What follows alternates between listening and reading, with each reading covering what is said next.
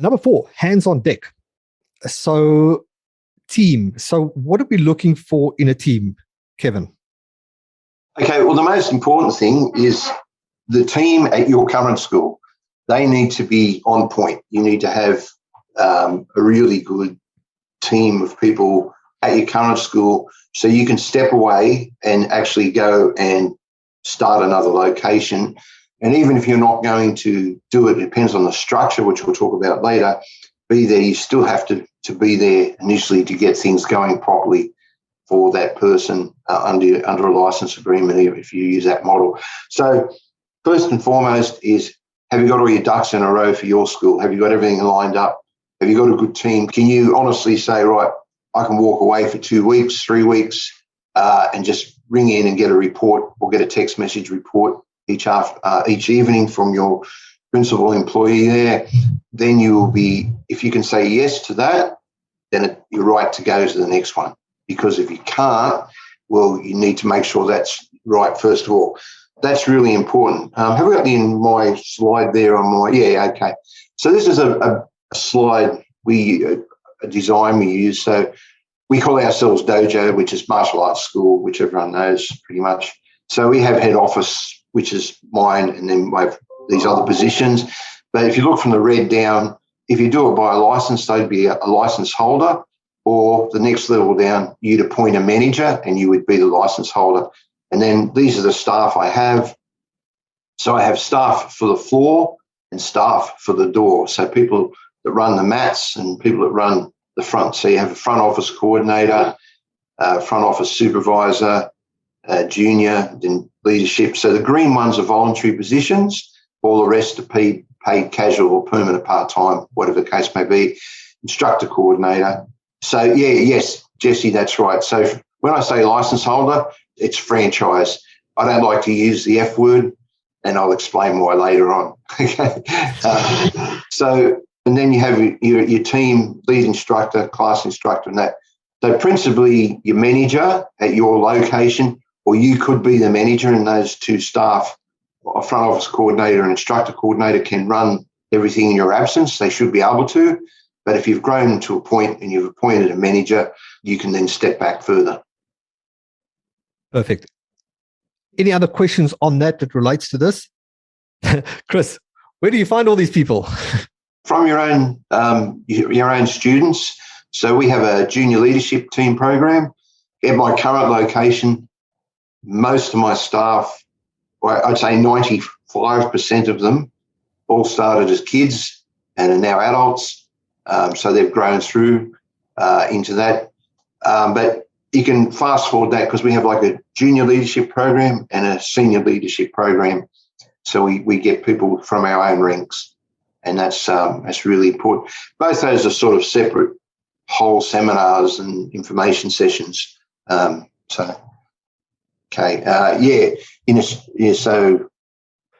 what is the difference between accredited and non-accredited instructors? Yeah, sure, Shane. So that's our guys are accredited through the National Coaching Accreditation Scheme. So we call them accredited, which is recognised, So our guys go through that National Coaching Accreditation Scheme, which has sort of been defunct and then it's been rebuilt, but we still follow it because it's a good little course. I don't know. People follow it. AKF has it, Australian Karate Federation, Kung Fu Wushu Federation, Taekwondo has it as well. So it's a good benchmark for the guys to get extra knowledge and helps them with their structuring of classes and so forth. So, yeah, you might know about it, you might not. What was the question there? Adam's question is, in today's digital format, does it seem like you can do away with the front desk personnel? Yes, you can, to a degree, but this is a very personable business. Like we all went online and did Zoom or whatever variation through COVID, and it worked to a degree, but people just like to 3D you. They like to see you in the flesh, and it's nice to have someone at the front desk who comes in and they greet you by saying, "Great to see you here."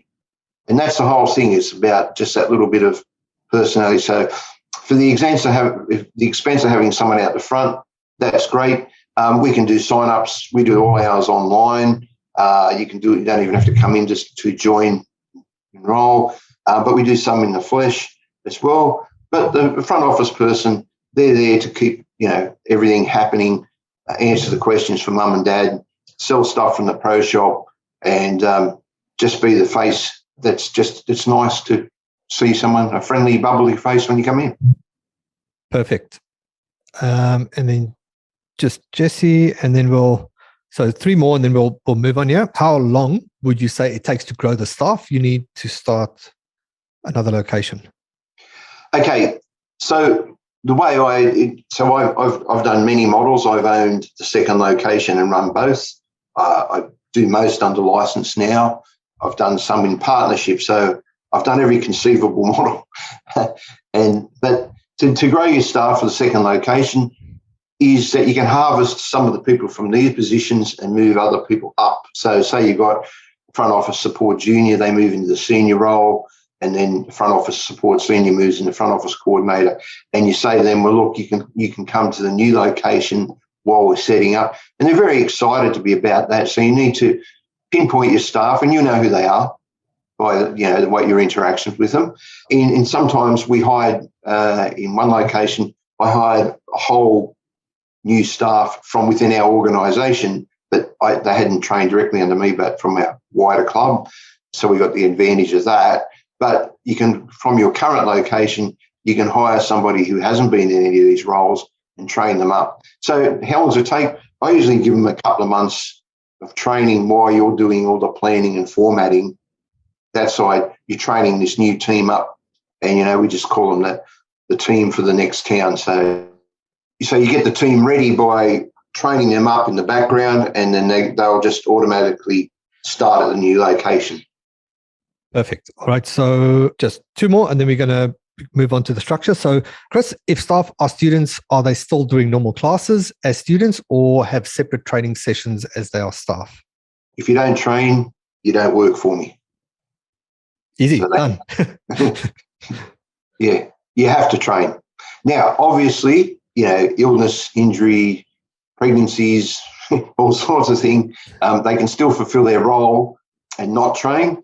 But my rule is you train, you work, and you work for me, because I just find that even if they're doing 1 class a week, they're still passionate about it. And this is a passion-based business. You need to be energy up, you need to be enthusiastic, you need to be passionate, and your staff needs to be the same. Otherwise, it's just not going to work, So they need to be able to say, yeah, I do the karate program, or I do the kung fu program, or I do the BJJ program.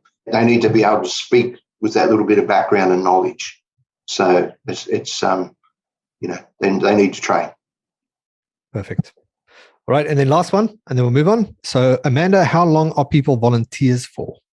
It's really up to yourself, but you need to be very careful. There's a fine line between using people and developing people. So really, most of our volunteers are in a voluntary role probably for 6 to 12 months, and then they move into a paid position. Some get, like, for example, our ladies only Muay Thai program. We started a young lady teaching 2 nights a week here, and she was in the senior leadership team development squad, only been in there for 3 months. A position become vacant, so she jumped straight up to assistant instructor, and then now she's a class instructor within 9 months. So that just gives sometimes you speed the process up a little bit. Again, you need to use your own discretion based on the people that you deal with and that, but I don't like to empower people with too much authority or position until they've proven their worth. And some people might have to volunteer longer than others. Yeah. Love it. It makes sense. Cool. Perfect. And then Adam stuck one in. We'll cover that real quick. Is there an age requirement you look for running a location? If you're going to put a manager in there, I find they've got to be 25 plus. Yes, admin staff certainly train as well. We have regular staff training and just very simple things from how to answer the phone right through to enrolling people and everything in between for administration staff, how to run a meeting, comprehensive reports if required, and instructor staff. We have regular training to make sure that they're delivering the service you want. Yes, yep, they do. And they train in the martial arts as well. Everybody trains, except for illness or pregnancy or whatever the case may be. So, all right. Everyone trains. Awesome. Perfect. Thanks.